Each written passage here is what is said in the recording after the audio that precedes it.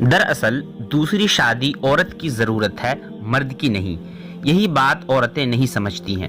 اس درد کو سمجھنے کے لیے عورت کا کم عمری میں بیوہ ہونا یا ان کا طلاق ہونا ضروری ہے، تب انہیں سمجھ آتا ہے کہ کوئی مجھے اپنی دوسری بیوی بنا لیتا اور عزت سے رکھتا، میں کسی کی محتاج نہ رہتی، نہ ماں باپ کی، نہ بھائی بہن کی۔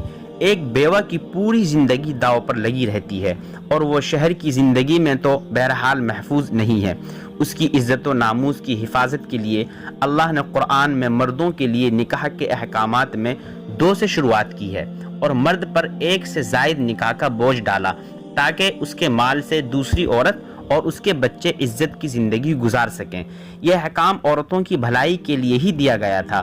رسول اللہ صلی اللہ علیہ وسلم اور ان کے صحابہ کرام رضوان اللہ تعالی علیہم اجمعین نے تو یہ عملاً کر کے دکھایا، ورنہ ان کے اتنا بڑا زاہد اور عابد کون تھا؟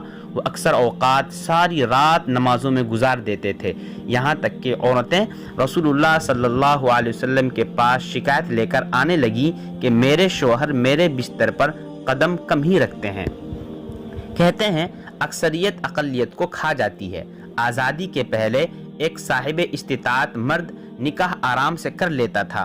اگر کسی کی بیٹی و بہن بیوہ ہو جاتی تھی تو مرد حضرات ان کی توجہ ادھر مبذول کراتے تھے کہ اللہ نے تمہیں 2 مکان اور دولت سے نوازا ہے، فلاں کی بیوہ کو اپنے نکاح میں لے لو، اور ان کے گھر والے بھی بیوہ و مطلقہ کا نکاح فوراً کرا دیتے تھے۔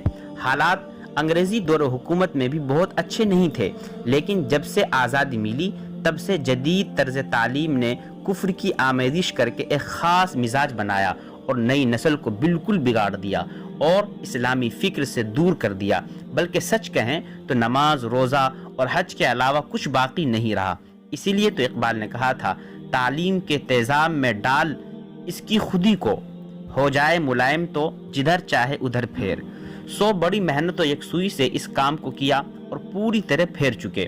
انہوں نے نئی تعلیم وضع کی اور اس کے نتائج آپ کے سامنے ہیں۔ عورت اپنے شوہر کے ناجائز رشتے برداشت کرنے کو تیار ہے، لیکن ایک عدد شریف سوکن قابل قبول نہیں ہے۔ یہ اللہ اور اس کے رسول کے احکامات سے کھلی سرتابی اور بغاوت ہے، اور اس کا جو انجام ہونا چاہیے وہ آپ اپنی کھلی آنکھوں سے دیکھ رہے ہیں۔ اس فکر کو عام کرنے کے لیے بچوں کو بچپن ہی سے اسلامی لٹریچر پڑھانا چاہیے اور انہیں مردوں اور عورتوں کے حقوق بتانے چاہیے۔ ہم سب نے اسلام کبھی حلق کے نیچے اتارا ہی نہیں۔ آئلی قوانین تو حلق کے نیچے مرد و زن میں سے کسی کے کبھی نہیں اتر سکا۔